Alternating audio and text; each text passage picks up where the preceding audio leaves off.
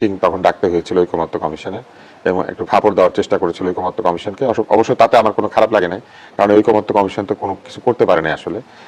তাদের যিনি উপপ্রধান তিনি তো ভোটই দিতে দেন নাই আসলে, যতটুকু আমি জানি তার কোনো ভোট নাই, বাংলাদেশের সম্পদের হিসাব দেয় নাই, জবাবদিহিতা নিশ্চিত করার নামে অনেক কথা বলেছে কিন্তু নিজের কোনো জবাবদিহিতা নাই। তো অতএব এই জামাত ইসলাম ওই রকম, তারা অনেক জবাবদিহিতা চাইবেন কিন্তু তারা নিজেরা কিন্তু খুব একটা জবাবদিহিতা করেন না। তাদের কাছে জবাব চাইলে কি বলবেন জানেন? এটা পূর্ব নির্ধারিত, এটা ধর্মগ্রন্থে আছে, এটা আগে থেকেই চলছে, এটাই আমাদের দলের নিয়ম।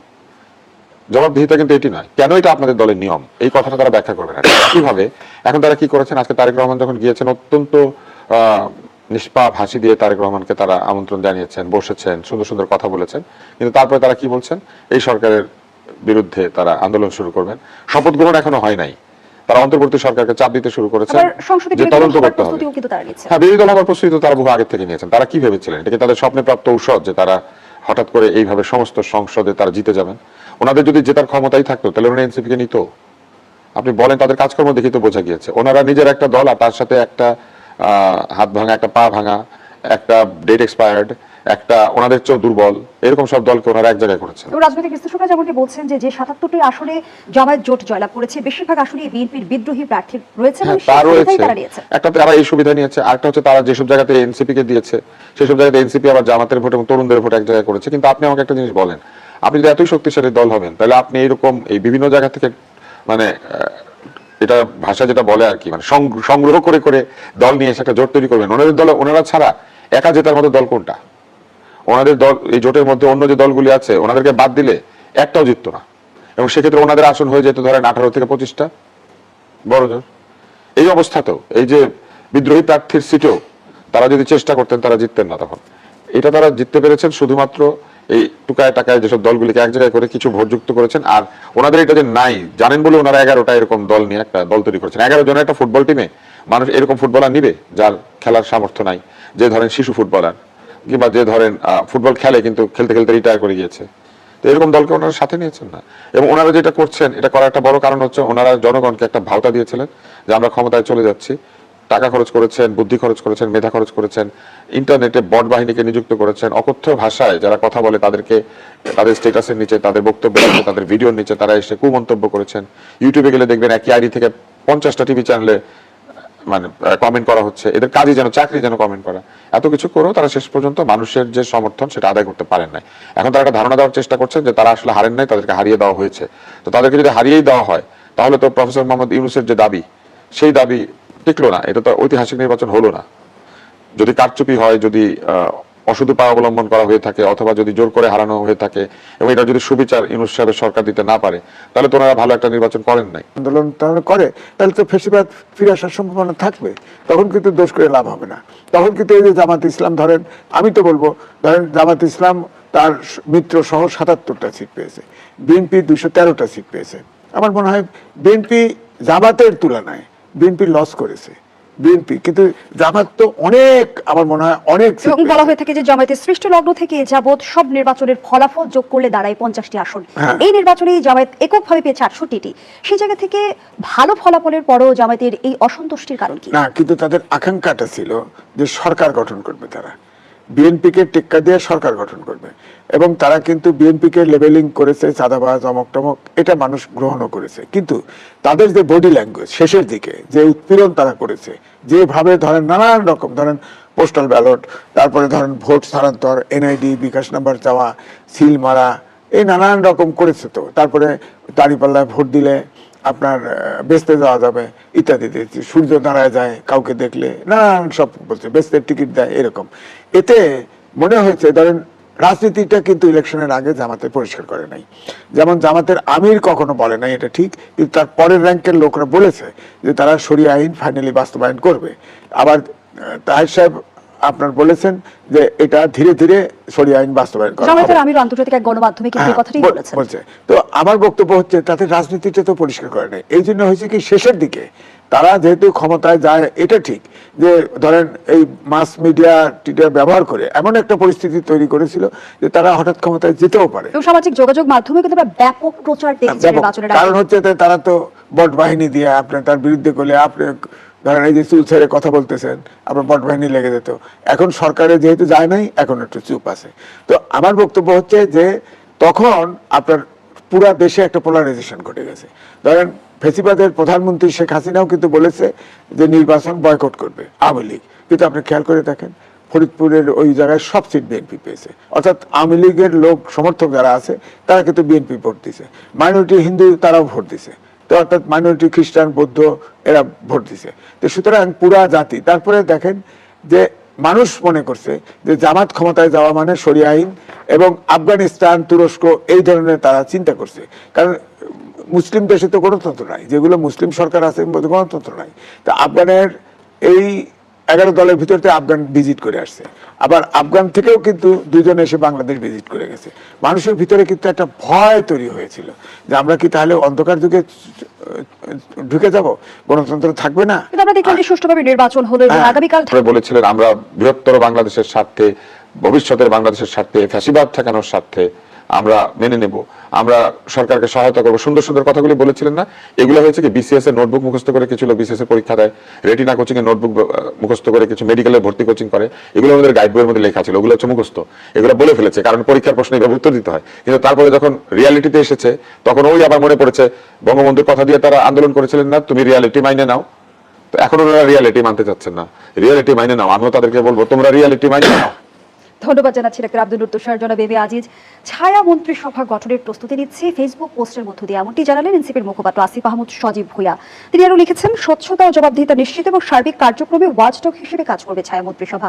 ছায়া মন্ত্রিসভা হিসেবে আসলে কি বোঝাতে চাচ্ছে? ছায়া মন্ত্রিসভা তো সরকার গঠনের আগে দলগুলো করে থাকে, অনেক দেশেই আছে ছায়া মন্ত্রিসভা।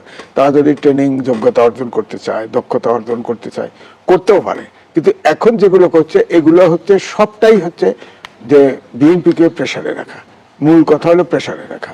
এখন ধরেন সজীব ভুঁইয়া তিনি পারতেন তো, এনসিপিটায় ধরেন 3 জন উপদেষ্টা ছিল, তারা তো উপদেষ্টা এখন নাই, তারা ওই বিএনপির সাথে সঙ্গ না দিয়ে তারা তো আলাদা যদি থাকতো তাহলে তুষার ভাই আমরা তো তাদের পক্ষেই কইতাম, তারা তো সমাজে একটা প্রেসার গ্রুপ হিসেবে থাকতো। অভ্যুত্থানের যে আকাঙ্ক্ষা সেটা বাস্তবায়নের জন্য তারা প্রেসার, এখন তো তারা জামাতের ভিতরে একটা গ্রুপ ঢুকছে, আর একটা গ্রুপ আলাদা পার্টি করছে, আর অনেকে রিজাইন করে চলে গেছে। এখন ধরেন 3 জন 4 জন জিতে গেছে, 6 জন জিতে গেছে, জিতানো হয়েছে, আমার ধারণা জিতানো হয়েছে। ইউনুস সাহেব বলছিল না অনেকেই জিতবে, অনেকে মন্ত্রীও হবে, এটা বলছিল না?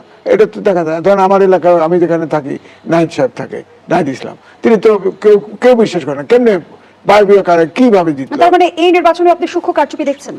অবশ্যই দেখছি, কারণ এলাকার কেউ একটা লোক বলে নাই যে সে জিতবে, জিতে গেছে। এখন এই জন্য বলছি যে তারা যদি আলাদা, এনসিপি আলাদা থেকে নির্বাচনও করতো বা নির্বাচন না করতো, তারা যদি প্রেসার গ্রুপ হিসাবে সোসাইটিতে থাকতো সেটা কাজে আসতো। এখন জামাত একটা হাঙ্গর তার ভিতরে ঢুকছে, এটা হজম হয়ে যাবে, এই এনসিপি থাকবে না। থাকলে ওই যে খুচরা দল আছে না কিছু 2-1 এরকম দাঁড় করে রাখতে পারে। এটা এনসিপি যে 4 কোটি জনগণের তরুণদের প্রতিনিধি, সেটা শেষ। তাহলে 4 কোটি ভোট যদি জামাতকে নিয়ে দিতে পারতো তাহলে তো জামাত সব জিততো, আর এনসিপির যতগুলো দাঁড়াতো তারাও জিততো, পায় নিত।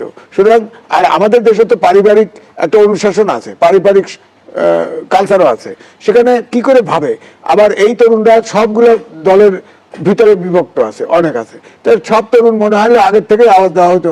4 কোটি তরুণ সব এনসিপির, ইউনিভার্সিটিগুলোর নির্বাচনে অংশগ্রহণ করেছে না, এনসিপির প্যানেল ছিল, সেখানে সর্বনিম্ন ভোট পাইছে। সুতরাং এগুলো করে লাভ নেই। জাতীয় নির্বাচন আর শিক্ষক নির্বাচন, আর আমাদের দেশে এখনো পারিবারিক সংস্কৃতি আলাদা। সেখানে তরুণরা এখন তো বলতেছে 30 জন তারা আত্মরক্ষাতে জামাতের সাথে চলে গেল, তাহলে বাকিদের এই যে অভ্যুত্থানে যে 1400-1500 লোক মারা গেল, এদের দেখ তাদের সাথে বেইমানি করলো। অভ্যুত্থানে এত লাখ লাখ লোক নামলো, তাদের সাথে বেইমানি করলো। এখন তো বেইমান, তাদের কথা তো শোনে না, বিশ্বাস করে না, তাদের কথায় তো আর আন্দোলন হবে না। জামাত এটা ঠিক, যতগুলো ভোট ততগুলো নামবে, কিন্তু এনসিপির ডাকে কোনো লোক আসবে বলে আর মনে হয় না। তারা কিন্তু এখন জামাতে আত্মীকরণ হয়ে যাবে, আপনি দেখবেন খুঁজে পাবেন না। ছোট ছোট দল ওরকম হয়তো কেউ ঝান্ডা তুলে থাকতে পারে। কিছুদিন ধরেই বিশেষ করে নির্বাচনের আগে থেকে কিন্তু এই আলোচনাটা চাওয়া হয়েছে যে উপদেষ্টাদের সেফ এক্সিটের বিষয়টি।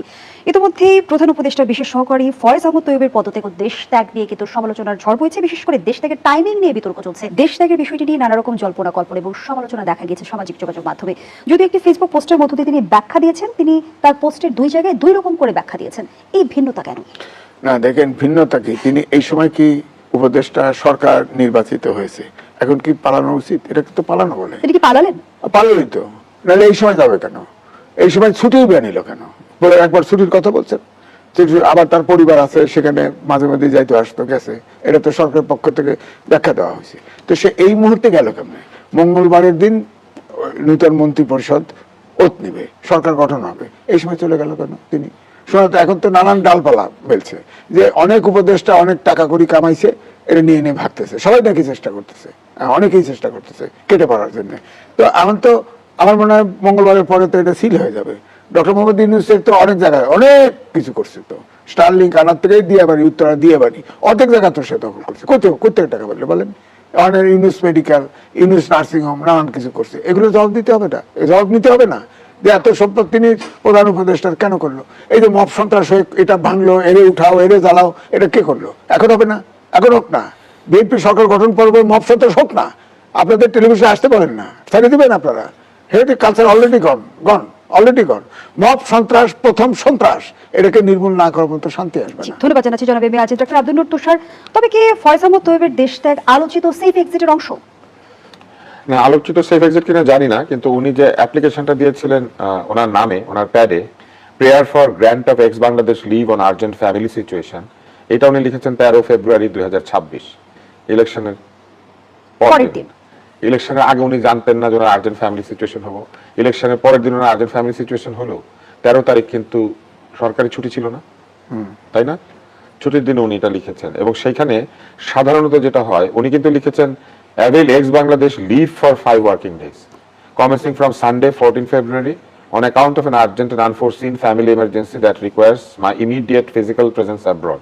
তো উনি নিলেন 5 দিনের ছুটি, তার মানে 13, 14, 15, 16, 17 তারিখে এই উপদেষ্টা পরিষদ থাকবে না। উনি ছুটি কি এইভাবে নিতে পারেন? উপদেষ্টা পরিষদ যেদিন মানে ডিজলভ হয়ে যাবে, সেই ডিজলভের দিন পর্যন্ত উনি ছুটি নিয়ে নিলেন নির্বাচনের পর দিন থেকে।